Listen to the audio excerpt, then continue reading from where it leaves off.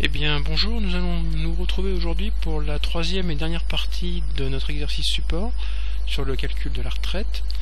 En fait aujourd'hui on va compléter la deuxième phase avec le contrôle, un contrôle un peu particulier, à savoir l'âge de la retraite saisi au clavier. Donc c'est pas vraiment un contrôle, c'est simplement qu'on va paramétrer l'âge de la retraite, on va demander à l'utilisateur quel est l'âge de la retraite, et surtout on va essayer de faire fonctionner notre programme quelle que soit l'année de calcul.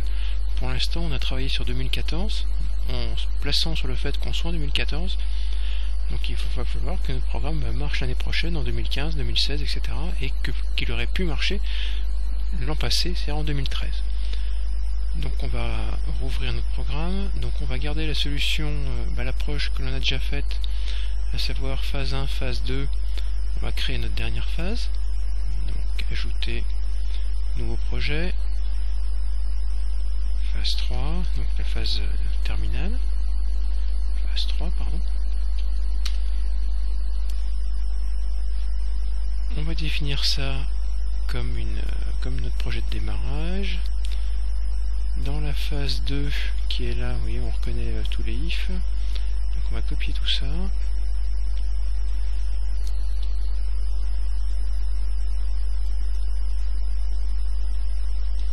Voilà. Alors l'idée donc c'est de dire que l'année sur laquelle on a travaillé, 2014, ça sera l'année, une année qu'on va essayer de trouver et on verra comment. Et première chose que l'on va faire, c'est lui dire que les 65 ans que l'on a saisis là, c'est quelque chose que l'utilisateur devra saisir. Donc on va rajouter un entier, on va mettre âge de la retraite.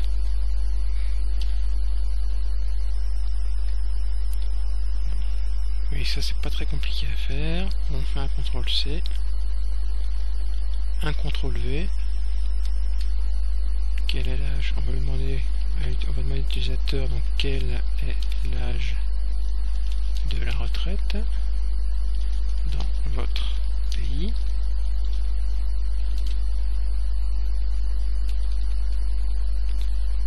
Et donc on va faire ici une saisie de l'âge de la retraite. Voilà. Maintenant cet âge de la retraite, il va remplacer le 65 qui est ici. Voilà, donc là vous voyez c'est un tout petit paramétrage qui est pas très compliqué à faire. Ce qui est beaucoup plus compliqué, c'est de gérer ce 2014. Il va falloir récupérer en fait l'année de la date à laquelle est exécuté le programme. Donc là, bon, aujourd'hui on est le 31 juillet par exemple, 31 juillet 2014, il faut que je récupère cette date et que je récupère cette année. Je vais vous montrer en fait comment faire, parce qu'en fait, a priori j'ai pas regardé, et je vais vous montrer en fait comment chercher ce genre d'informations.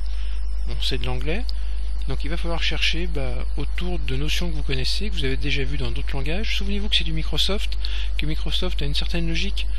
Les différents types en général d'années que l'on a, c'est quoi dans les différents langages? C'est year.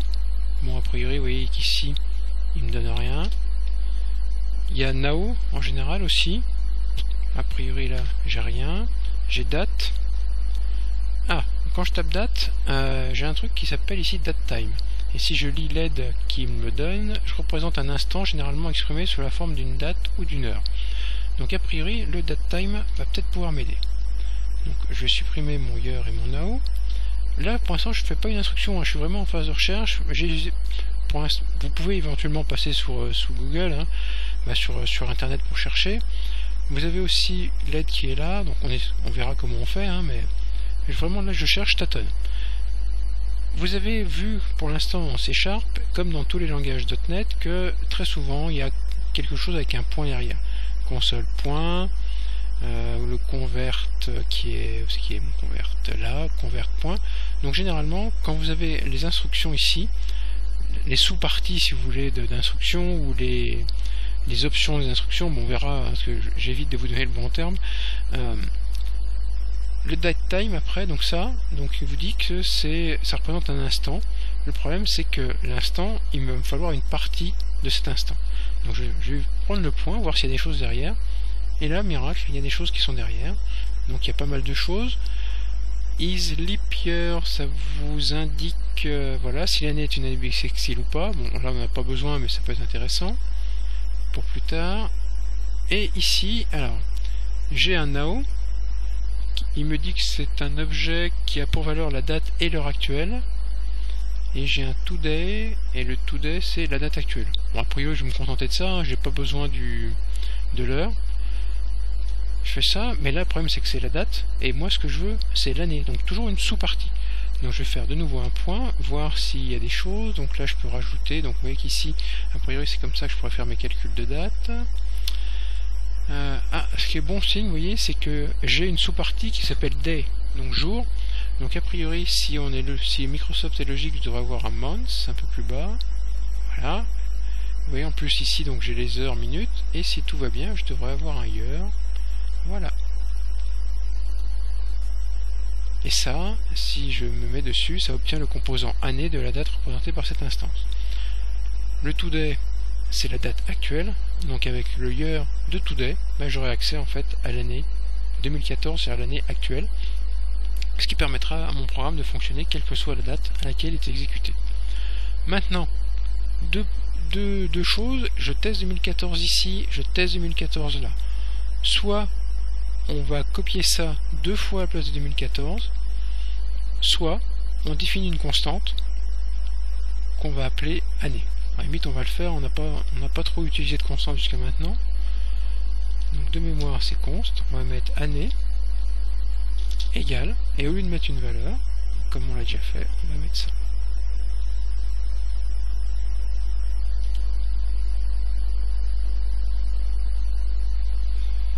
Alors oui, le const c'est 2 points je crois. Oui, j'ai oublié le type de l'année. Donc ici ça va être un int, hein, ça va me suffire.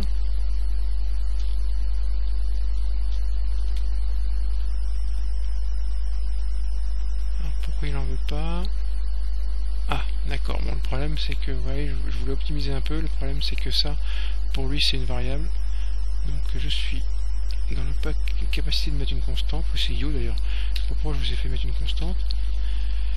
Donc on va mettre ici l'année. On va mettre l'année en cours.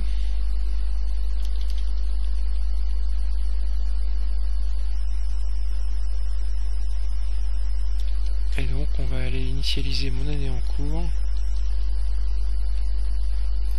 Par contre, je vais être rigoureux sur mes annotations. Oui, c'est vrai que c'est un peu idiot d'avoir voulu tester de mettre ça comme une constante, sachant que c'est quelque chose qui varie. Je suis désolé. Alors, petite chose aussi. Vous voyez, dans la vidéo précédente, vous m'avez vu un peu peiner à retrouver l'ordre qui réaffichait correctement tout ça, hein, plutôt que de faire des suppressions de tabulation, des rajouts de tabulation. Je vais vous montrer comment on fait. Je vais mettre un petit commentaire ici pour indiquer ce que je fais. Donc récupération de l'année courante. Voilà, je fais une petite ligne pour dégager ça. Alors, pour le trouver, vous allez dans édition, avancée, et dans avancée vous avez ça, mettre le document en forme, CTRL-E-D. Donc ça, j'appuie sur CTRL, tout en maintenant CTRL, j'appuie sur E, et tout en maintenant le E, j'appuie sur D. Alors le problème, c'est qu'en expliquant, je perds un peu de temps, et puis lui, le E se répète, donc c'est CTRL, E, D. Alors oui, forcément, du coup, il est parti sur quelque chose que je ne veux pas, donc je recommence, CTRL, E, D, voilà. Si vous avez un peu de mal avec les 3 touches, hein, vous passez par l'ordre du milieu. Voilà, et donc là, il réaligne tout correctement.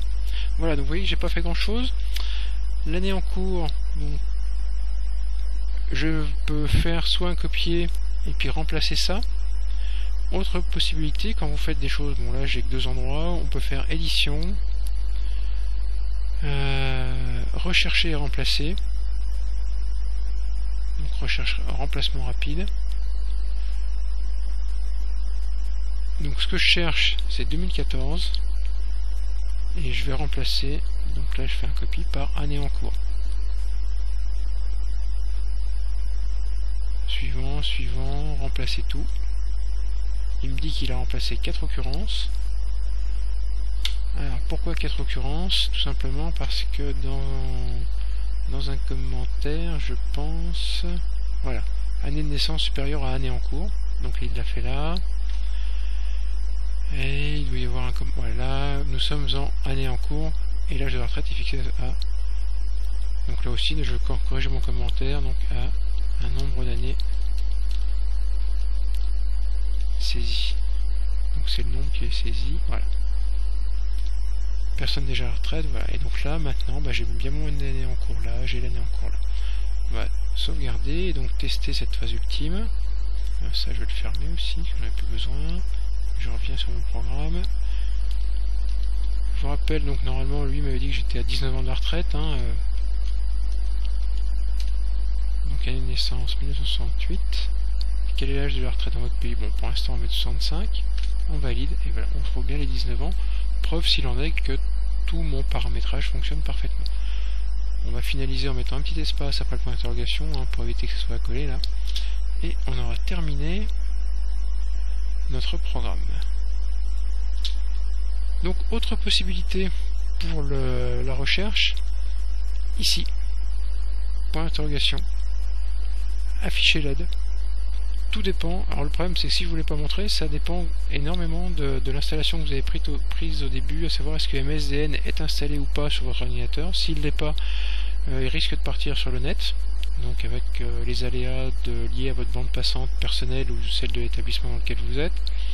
Donc voilà, sinon si on fait afficher l'aide, bien sûr là mon problème c'est qu'il a affiché l'aide sur un autre écran, donc je vous la montre là.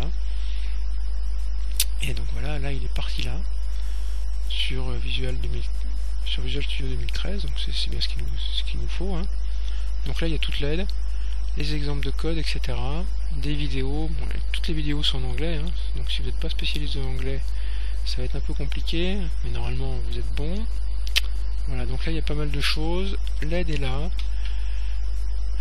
Si on fait une recherche ici, si on fait par exemple année courante, je ne sais absolument pas si ça va m'aider, hein, je vous le dis.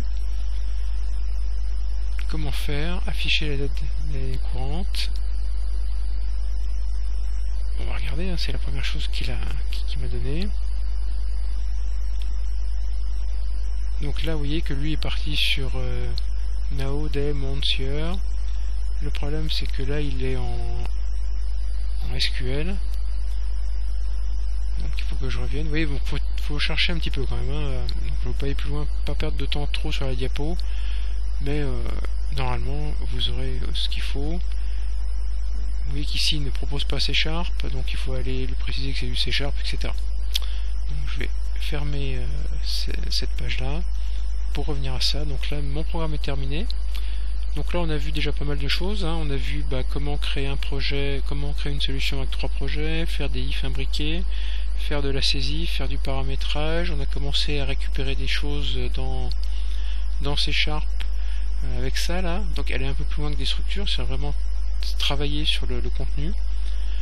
Donc là travaillez cet exercice, s'il y a des soucis, écrivez-moi, n'hésitez pas. On complétera, on verra si on peut, on verra d'autres programmes de ce type là, où en fait comme ça on construit l'exercice pas à pas.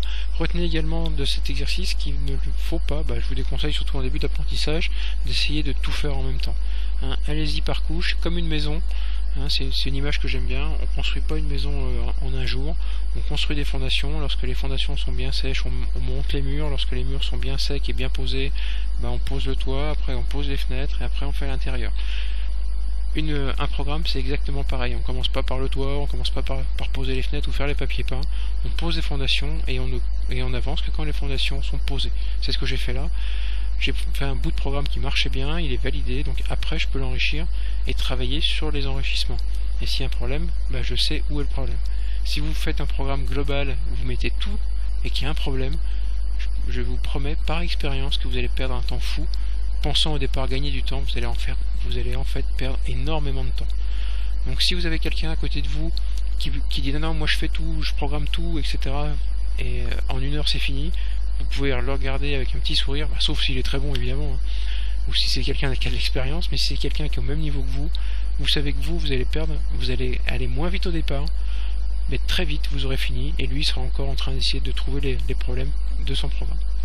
Voilà, Voilà, donc faites-moi confiance, faites vos programmes petit bout par petit bout, et quand un morceau est validé, on construit et on enrichit autour. Hein, c'est un processus itératif, ça on le verra plus tard dans d'autres matières, mais on fait un noyau, le noyau fonctionne, on enrichit, on fait une couche supplémentaire, la couche supplémentaire fonctionne, on valide et on enrichit, etc. etc. Et c'est comme ça que vous avancerez, et c'est comme ça que vous serez performant. Voilà, merci.